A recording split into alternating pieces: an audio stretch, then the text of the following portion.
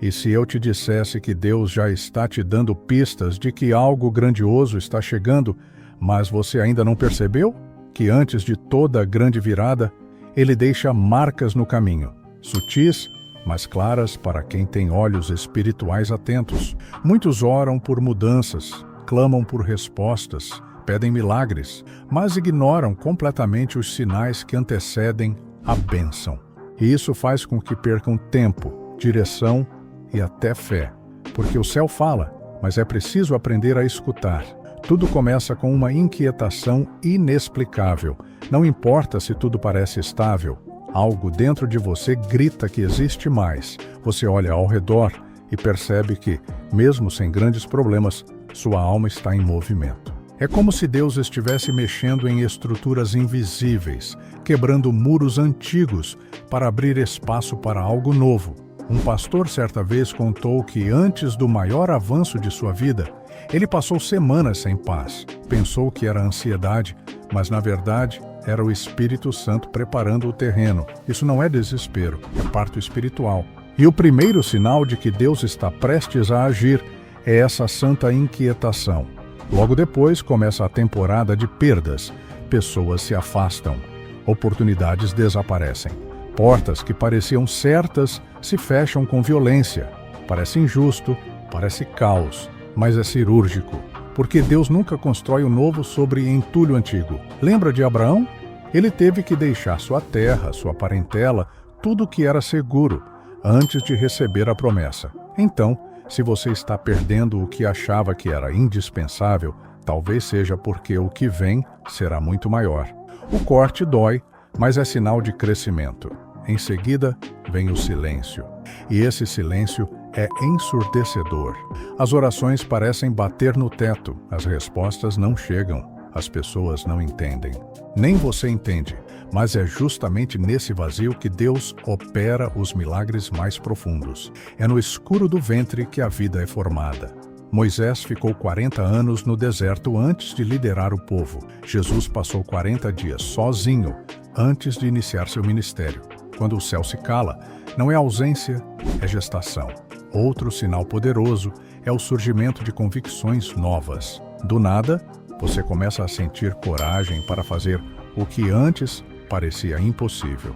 Uma visão clara te alcança, ideias surgem, estratégias se formam no seu coração. Você se pega dizendo, eu sei o que tenho que fazer, mesmo que ainda não saiba como. É o Espírito Santo soprando direção. É o momento em que Deus começa a destravar sua mente e alinhar sua vontade à dele. De repente, o medo dá lugar à fé. E esse é um dos maiores indícios de que o céu está se movendo a seu favor. E por fim, você começa a atrair oposição. Sim, porque quando Deus está para liberar algo grande, o inimigo também percebe. Pessoas começam a te criticar sem motivo, situações surgem para te desanimar. Portas de distração se escancaram. É o último grito do inferno antes da manifestação da glória. José foi traído pelos irmãos e lançado numa prisão antes de chegar ao palácio. Quanto maior o ataque, mais próximo está o cumprimento da promessa. E é exatamente nessa fase em que muitos desistem, porque a pressão aumenta, o ambiente se torna hostil e a dúvida sussurra que talvez tudo não passe de ilusão. Mas o que poucos entendem é que a escuridão mais densa é sempre aquela que antecede o nascer do sol. Quando tudo parece sem sentido, é porque o milagre está prestes a romper e você começa a notar algo ainda mais extraordinário. Pequenas confirmações divinas surgem nos detalhes. Uma palavra numa pregação, uma mensagem inesperada, um texto bíblico que te alcança na hora exata. Coincidência? Não. É Deus falando com você, não gritando, mas sussurrando com precisão sobrenatural. Essas confirmações não são aleatórias. Elas surgem como faróis em meio à tempestade, guiando você até a terra prometida. E cada sinal recebido se torna uma âncora emocional nos dias de dúvida. É por isso que muitas vezes Deus te faz lembrar promessas antigas. Ele ativa memórias, sonhos esquecidos, visões que estavam adormecidas, porque aquilo que ele começou, ele vai completar. E quando esses sinais começam a se multiplicar, é porque a liberação está próxima. E então algo muda dentro de você. Não é apenas esperança, é convicção. Você para de correr atrás de portas e começa a preparar a casa para receber a visita do céu. Começa a agir com fé, mesmo sem evidência. Isso é fé madura. Quando você planta com alegria, mesmo sem ver a colheita. Quando você ora agradecendo por algo que ainda não aconteceu. Quando você confia sem barganhar. Esse nível de entrega é o que desbloqueia o sobrenatural.